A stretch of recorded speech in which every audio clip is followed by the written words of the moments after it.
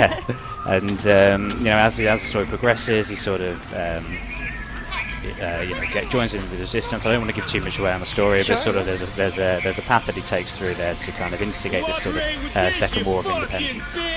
Wow. So I was just going to say this game is gorgeous, but it's also quite ridiculous. We see somebody here peeing and I guess getting focused well, on I mean, what we're showing here is sort of the open environment of the world, and sort of this is kind of this sort of brutality that we see the KPA sort of. They don't really pull their punches. You know, anyone who kind of steps out of line sort of gets dealt you know, a heavy force back at them. So yeah, that's kind of what we're showing here now. So, I mean, this is the future, but we've also been set a while back in technology in the U.S., I guess, for the Revolution fighters. So what kind of weapons are we going to see here that they're going to be using? Yeah, so they don't. The Resistance fighters don't have the same access to the technology that the KPA have here, so they're kind of improvised. They end up kind of building their own weapons and sort of looking out for, you know, exploring the environment to find scavenge that they can build and create their own improvised weaponry.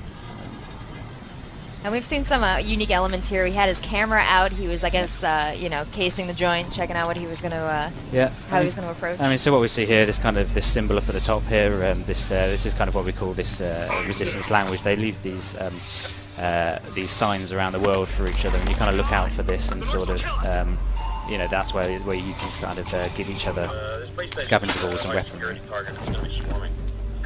And we saw a brief glimpse there of this uprising going on, so as you kind of chip away at the KPA's sort of stranglehold on the environment, you gain uprising, and as you do that, the world will evolve and react to your sort of presence.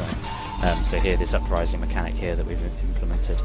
So that's interesting. Is there, aside from completing the game, completing missions, does that automatically sort of rally people to you? Yeah, so, I mean, so we call it an evolving Philadelphia. It's a dynamic, evolving world that the player plays in. And at the start of the game, the KPA are, like I said earlier, in full control, and you see that through the actions of the civilians and how people interact with you.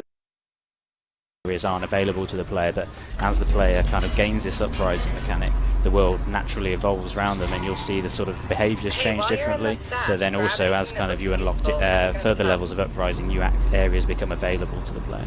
So the world that you see at the start of the game isn't the world you'll see at the end of the game. That is pretty exciting. So what else am I missing here? We have a huge open world gameplay. We have some incredible weapons that we're going to get a chance to use. He's building something right here, I'm guessing, what he's grabbing off.